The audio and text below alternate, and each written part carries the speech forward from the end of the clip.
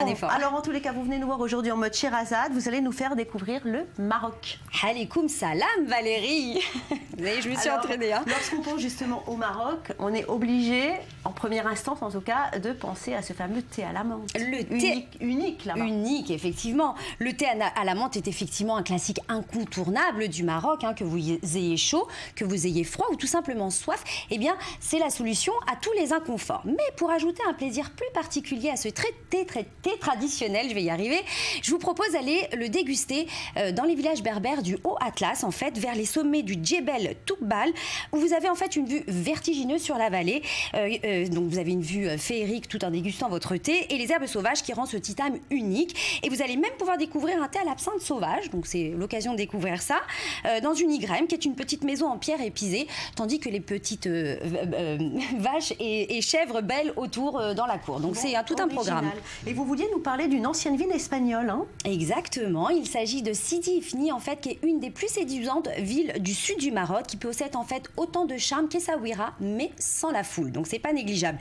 Et vous allez pouvoir y admirer ses ruelles blancs et blanches, ses édifices art déco, et vous allez trouver aussi la sublime plage de l'Exira, avec ses arches en pierre, et idéale aussi pour les amateurs de surf. Hein, Valérie, ça faisait longtemps, ça vous l'oubliez. Hein. C'est vrai, et il y a un endroit, alors ça je ne sais pas si vous êtes au courant, Samuel Calvo, ça s'appelle la vallée du paradis. Vous saviez? Ça fait rêver, hein?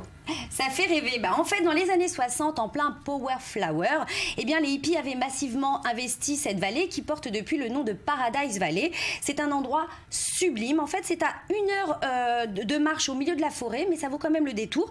C'est un endroit surprenant et magique. En fait, vous avez des montagnes, des fleuves avec 3 grandes cascades et des piscines naturelles aux eaux turquoises. C'est juste magique à voir. Parlons-en. Il y en a une qui est très impressionnante. Aussi, autre endroit et pas des moindres pour pouvoir fuir la chaleur et l'agitation de Marrakech.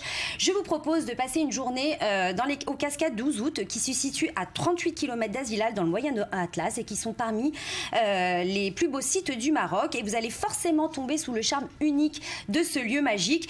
Vous avez en fait des chutes d'une hauteur de 110 mètres, d'accord, mêlées en fait aux roches au rouge éclatant. Et puis c'est l'une des attractions les plus remarquables du Maroc. Et vous allez pouvoir aussi vous rafraîchir à l'ombre des oliviers tout en sirotant encore un thé à la menthe. Bon, en tous les cas, c'est très romantique comme pays parce que après la vallée du paradis, vous nous proposez la vallée des roses. Exactement, Valérie. Il s'agit de El Kila, située dans la région de Marrakech-Safi, qui est une charmante petite ville, capitale des roses en effet. C'est une longue suite de petits villages et de maisons traditionnelles en terre, dont la richesse en fait se cache dans les jardins.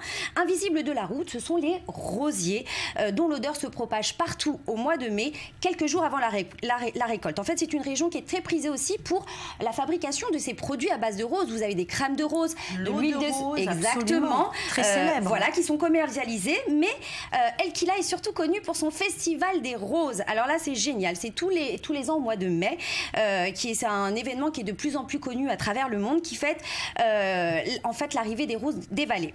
Et en fait, les habitants vous aspergent d'eau de rose, vous lancent des pétales de rose, et puis on élut ce jour-là Miss Rose. On choisit une jeune célibataire. D'accord. Vous feriez une parfaite Miss Rose. Voilà, on élu les reines du jour. Bon, je l'ai raté pour cette année, mais c'est pas grave. Alors justement, si vous l'avez raté, il y a quand même un autre festival que vous nous conseillez si vous vouliez partir, par exemple, au mois de juin au Maroc. Exactement, on est dans les temps. Il s'agit du Maroc Festival de Fès des musiques sacrées du monde, qui se tient donc chaque année au mois de juin, comme on vient de le dire.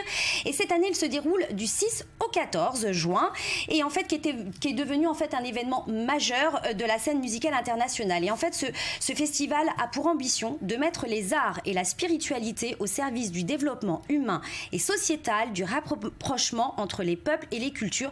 C'est une superbe initiative. Et au programme, bien évidemment, vous avez des concerts d'artistes mondialement connus qui explorent en fait des sonorités qui remontent depuis la nuit des temps, des films, des expositions, bref, un événement à aller voir si vous êtes au Maroc au mois de juin. Merci beaucoup, Muriel Hadassa. Vous étiez superbe en princesse marocaine.